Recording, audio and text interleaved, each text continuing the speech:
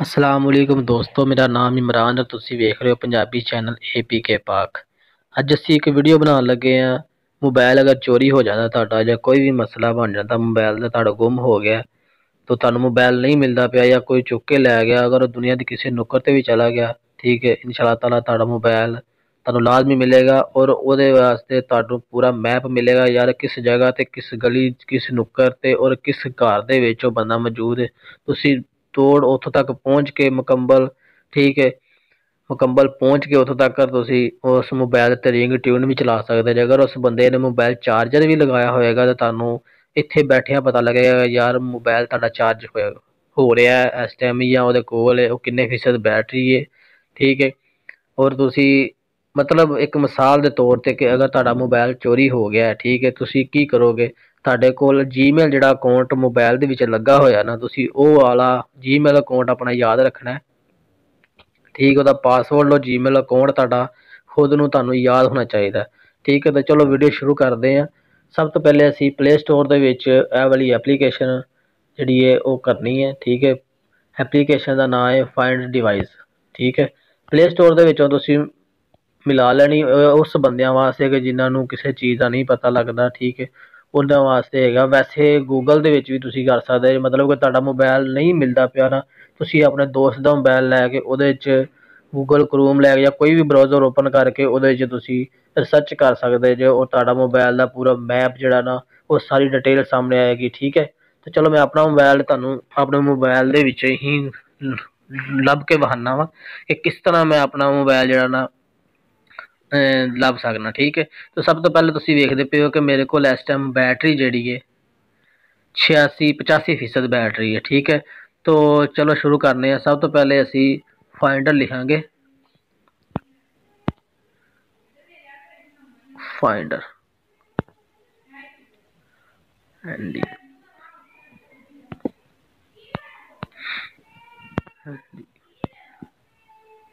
Finder my phone, ठीक है।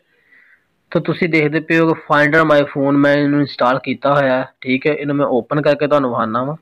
किसी भी दोस्त के मोबाइल दे विच तुसी इन्हू इंस्टॉल कर लेना, ठीक है। इंस्टॉल करने तो बाद तुसी ओह वाली जीमेल देनी कि जिहड़ी तुहानू जीमेल तुहानू पता है कि यार मेरे कोल है, ठीक है। तुसी वेखदे पे हो कि मेरे कोल इस टाइम 85% बैटरी है, ठीक है। तो इधर भी तुसी देखदे पे हो कि इत्थे भी 85% बैटरी ही शो करता पिया है, ठीक है। 85% बैटरी शो करता पिया और मेरे को जिहड़ी ये मसलन कि सिम जिहड़ी चलदी पई 12 दी चलदी पई है, ठीक है। और मेरे मोबाइल का नाम भी तुहानू शो हो रहा है, ठीक है, कि इस टाइम मैं ओप्पो का मोबाइल चला रहा वा, ठीक है। तो तुहानू सारा मुकम्मल डाटा शो हो रहा। उस तो बाद तुसी ये चीज़ देख सकते कि यार अगर तुसी नज़दीक बिल्कुल पहुँच जाते हो, देखो मेरे मैप भी मैंने शो हो रहा है कि मैं फरूखाबाद च इस टाइम हैगा मौजूद, ओके हो गया। और दूसरा नंबर तुसी इहदे विच रिंग ट्यून भी चला सकते, मतलब कि तुसी बिल्कुल नज़दीक मैप ते जाके तो तुसी मोबाइल अलार्म किस तरह चलाओगे, तुसी ए वाली बटन नू ओके करना है, ठीक है। ए वाले बटन तुसी ओके करना है तो तुहाडा जिहड़ा ना मोबाइल खुद बोलेगा। देखना जरा, मैनू क्लिक करदा वां,